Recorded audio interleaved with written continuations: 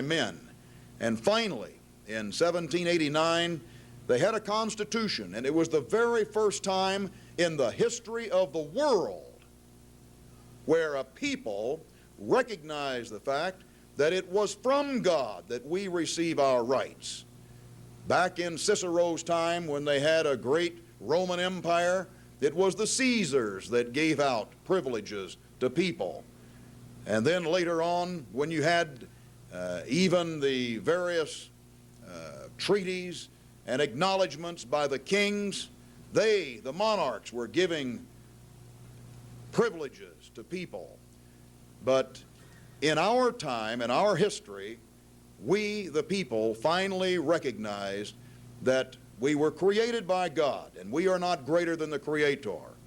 And we created government, and the created should never become greater than the Creator.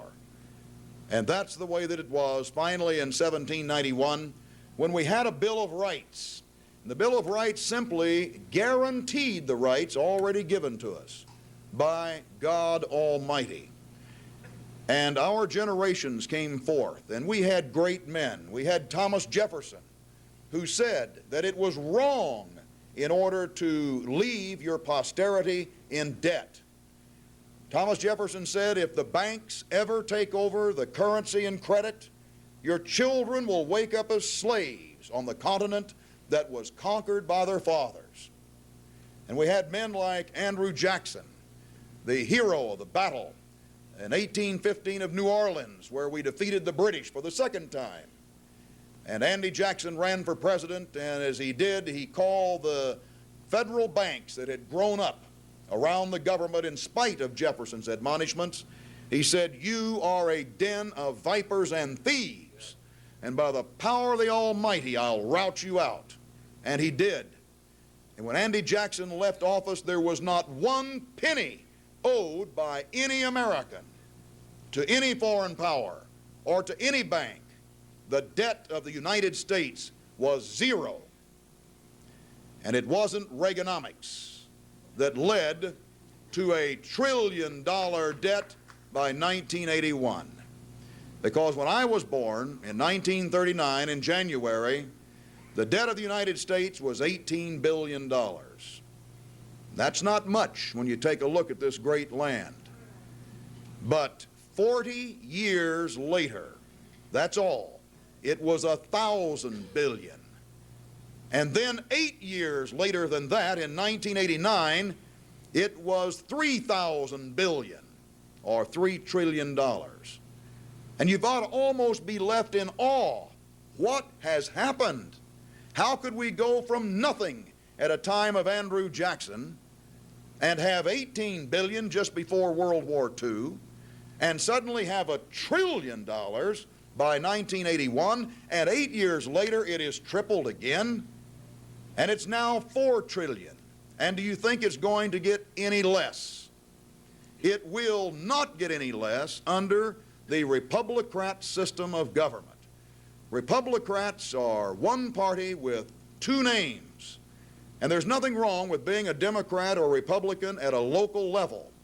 But you must agree that at the presidential level, it is Heckle, it is Jekyll. It is no longer a case of the lesser of two evils. It is the case of the evil of two lessers. Because we literally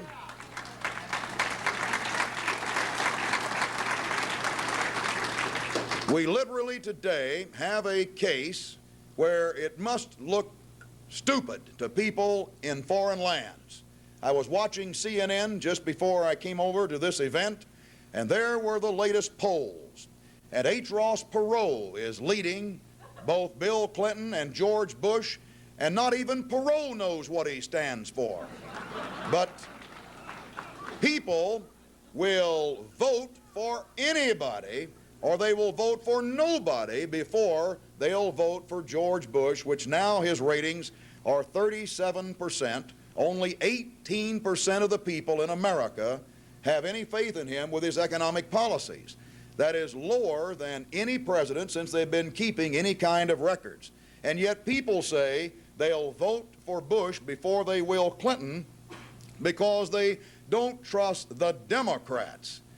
And then Perot comes up and honestly has absolutely no platform, and America clamors. But he does have $100 million, and I've heard you can buy anything in this world for money. But there are some things you shouldn't be able to buy. And one of them is the office of the Chief Executive of the United States of America, because it is we the people that appoint that person.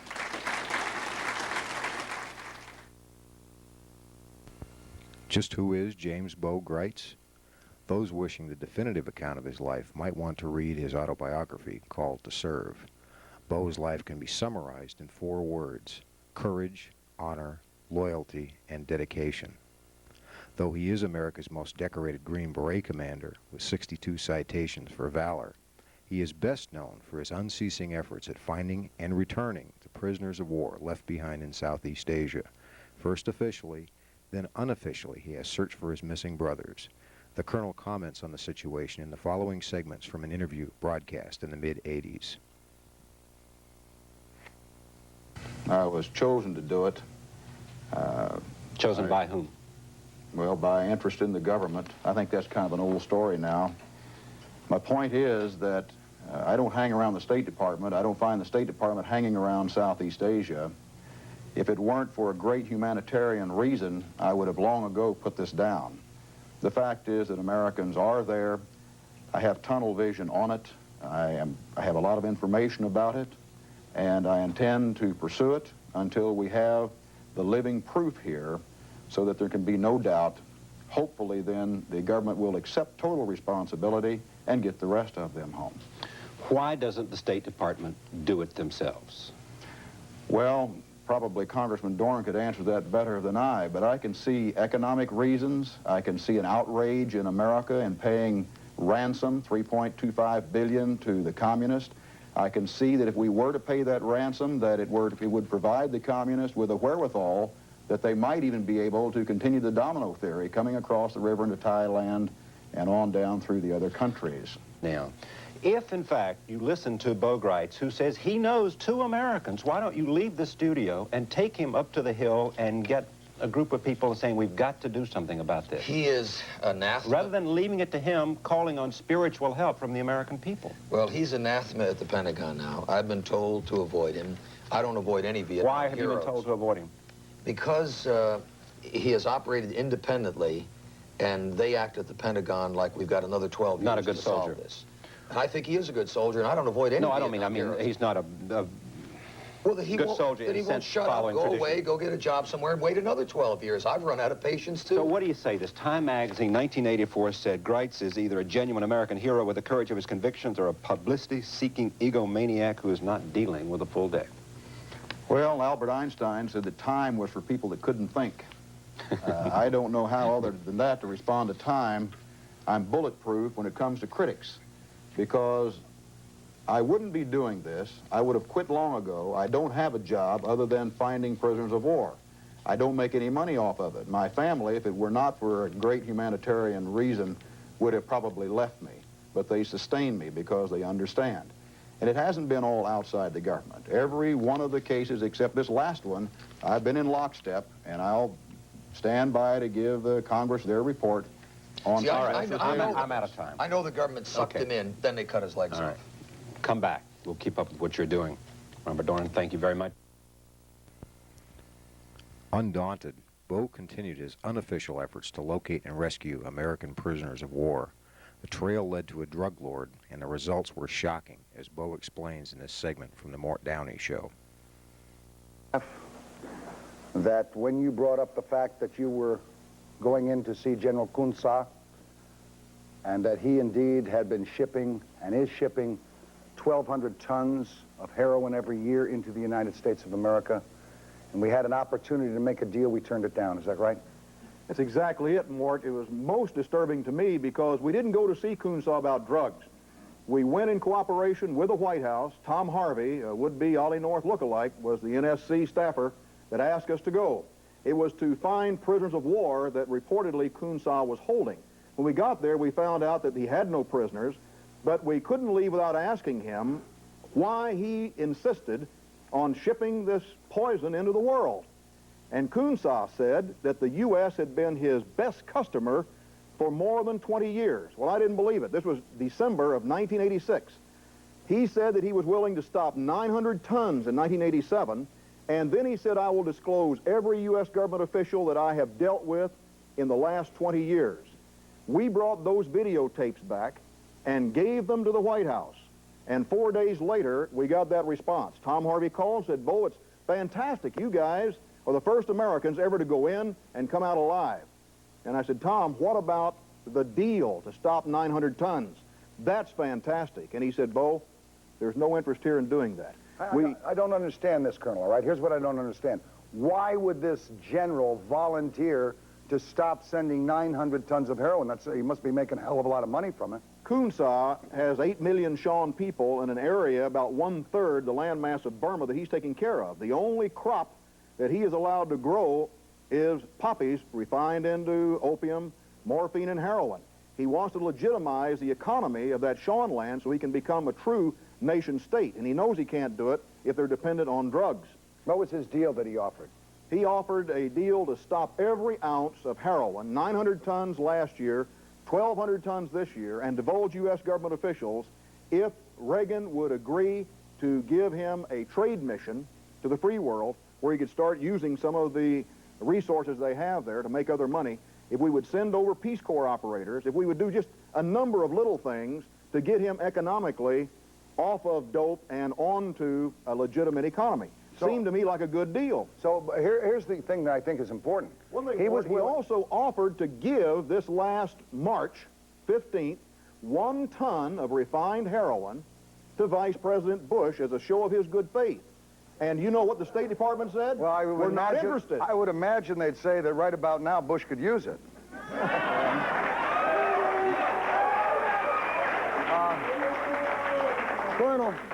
Colonel, were you ever able to ascertain any of the names of the officials? You betcha. And what happened is I've got a letter here that Kunsa wrote to the Justice Department on the 28th of June, 1987. And if I can read just 2 sentences real quick. It says, during the period 1965 to 75, CIA chief in Laos, Theodore Shackley, was in the drug business. Santo Traficante acted as his buying and transporting agent, while Richard Armitage handled the financial section with the banks in Australia. And he goes on. Now, Armitage, as we speak, is the Assistant Secretary of Defense for International Security Affairs under Carlucci, who was a Deputy Director of CIA, and, of course, Bush was Director of CIA. Are we going to make American as cocaine, and cocaine as American apple pie is, my friends? You're going to find out next. The Colonel will remain with us. We're going to dig deeper tonight. Stand by. Sadly, Bo's message was largely ignored, and the show turned into the usual screaming match. How many cocaine users were there? Start to do that, my How friend. many cocaine users were there before 1950? First of all, in 1930, because of strong public opinion. Given all this. They should have been talking about the U.S. officials involved in the drug trade, but you see where the conversation went. Because of strong public opinion, cocaine was muted. It was brought down. The 50s and 60s, your time came along, pal, and they began to experiment again. And then we got into the problem we're in right now. No, I'm using his argument. Listen, a new drug out there called there were crack cocaine. 20,000 users prior to that. Despite attempts by the U.S. government to silence him, Bo continues his quest to bring our missing prisoners of war home. As you will see in the following segment from A Current Affair, broadcast in May of 1992, he remains at the forefront of this effort. As you will see a little later, he's expanded his quest to include the restoration of constitutional government to America. Each year at this time, our nation pays tribute to the generations of servicemen and women who died fighting for the flag they loved. For one American family, this Memorial Day will be like no other, because they have just been given some incredible news about a hero they thought perished in the jungle of a far-off land. He'd always been listed killed in action. Now, as Steve Dunleavy tells us, another war veteran has reclassified him as missing, presumed alive. Fighting soldiers from the sky. Yes, there are prisoners of war alive. Fearless men who jump and die. I got an eyewitness account of my father being alive. Men who mean just what they say. Bring him home now! Bring him home now! The brave men of the Green Beret. We will bring them home. God bless you. If guts were made of gold, then this man would be a billionaire. His name is Bo Gritz, a warrior who fought the good fight. And long after a war called Vietnam was over, this warrior still fights the good fight. We intend to bring back living prisoners of war, so we don't have to talk about it anymore. If it's true, we'll know it very soon. And there are many who say that Bo knows. The much decorated Green Beret who quit the military to go back into the jungles of Southeast Asia to find prisoners of war is now fighting even a harder war to win. Because I was chosen to go in search of my brothers, and I found them there, and I haven't been able to bring them home yet, I am not going to quit. And one of his brothers is this man, Albro Lundy, an Air Force pilot shot down only 12 days before he was to come home to his family and only son. I've been behind communist lines 10 times since 1983, 6 times setting up these operations, 4 times actually executing them. And in every case, at the last moment, when we should have had our arms around our brothers, something has always happened. This T-shirt is a photograph of 3 live POWs. His name is Albro Lundy III, a California lawyer. He doesn't remember his father. Up until now, the only time the ghost of his heroic dad appeared to him was when he passed this wall, the Vietnam Memorial in Washington, D.C. The government told me for 20 years that he was dead. And I believed the government. They said there were people that saw him die, and we said fine. And we never investigated it. But this photograph could be haunting evidence that Albro Lundy's father is not only still alive with many of his comrades, but still a prisoner of a war that ended 17 years ago. That is my father. That's him in the photograph. And so I knew it was real. That's when I said I have to tell my mother. So I gave her the photograph, and she said, Albro, leave the room. And my wife and I went in the other room, and we sat down to pray. And less than 2 minutes later, my mom calls me back in, and she says, well, that's your father. In brutal terms, hope always reigns eternal when people do not see the coffins of their loved ones. They wish to believe in miracles. But this man, Tim Wilson, has put it in cold scientific terms. The point is that we have a person here who absolutely is Albro Lundy's father in this photograph. So therefore, how could he have died in the airplane crash? And that's what Albro Lundy wanted to find out when he brought his father's picture to Wilson, a forensic scientist. What we're going to do is we're going to dynamically overlay the picture of Mr. Lundy in the MIA photograph with the picture of Mr. Lundy in the fishing camp. Now what we're doing is we're going in and we're going to absolutely measure all of the features in the individual. And as you can see, I'm getting the information out of all these dots of information, even the curvature of the nose, the bridge of the nose, the distance between the pupils, the distance between the teeth, the nose to the chin, the eyes to the nose. All of these dimensions empirically match up that these individuals are in fact the same. It is Mr. Lundy in both cases, yes. The picture was smuggled out of Vietnam and was reportedly taken 3 years ago. But why would the Vietnamese keep the prisoners? Lundy believes the Viets are holding them as a bargaining chip to get U.S. aid. If the U.S. find that they kept prisoners of war after the war ended and killed them, I mean, I don't think the American people will ever forget Vietnam. But if they release them, all the family members and the American people will say, let's do business as usual. The war ended a generation ago. But for Bo Gritz, there will be no peace until those missing in action are returned to the home of the brave. And Albro Lundy will have a dad again. I have no enmity against the Vietnamese. I have nothing but forgiveness. I mean, if my father is released, the first thing I'm going to say to the Vietnamese is thank you for keeping him alive for this long. Thank you very much that you didn't kill him. Albro Lundy is planning another trip to Southeast Asia later this year to find out his father's fate.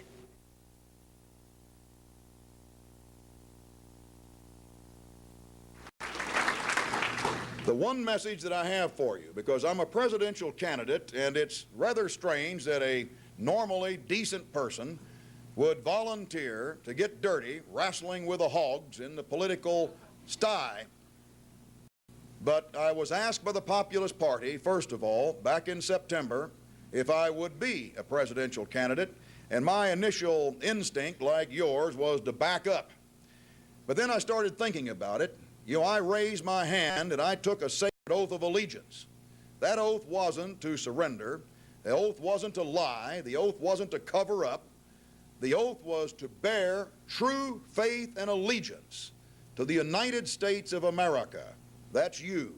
And to defend the Constitution of the United States against all enemies, foreign and domestic, in what I think of all the areas I've been sent to. I speak Swahili. I've served in Africa. I've served in the Middle East. I've served in Asia. I commanded special forces in Latin America. I've been all over this globe fighting wars that this nation or the government thought was right. There is one thing fighting for, and we're here right now. This is what's worth bleeding, and if necessary, worth dying for, right here in the USA. And so I had to assess the situation, and realizing, as an intelligence officer who spent most of my life behind the veil of national security, I realized that there isn't going to be another opportunity in 1996 to build an American party or to try and overthrow a new world order or global government. I truly realize it must be done within the law in 1992. And failing that, it can still be done within the law, but it won't be done through politics. The simple fact is that the Constitution, which lies hermetically sealed today in the National Archives, breathing its last breaths, hanging by a thread, it needs life support systems. If that were to be dashed, to be pulped, to be burned, would it make any difference? Where does the Constitution live? The Constitution lives right here in the heart of every American who knows what his birthright is, where our rights come from. They don't come from government. They don't come from documents. Our rights come from God. And if you will continue, and if you'll read the Constitution, if you'll read the Bill of Rights, if you'll know what it is that you need to be defending, friends, it never dies. And it is the supreme law of the land. Now, I have a document packet that will be available for you. The good people of Washington literally bought them all up while we were there before we came here. But in the document packet, you'll see such things as I'm going to talk about here tonight, and one of them is the fact that the Senate in 1954 decided that a UN mandate was supreme even over our Constitution. Does that mean it's so? It doesn't, because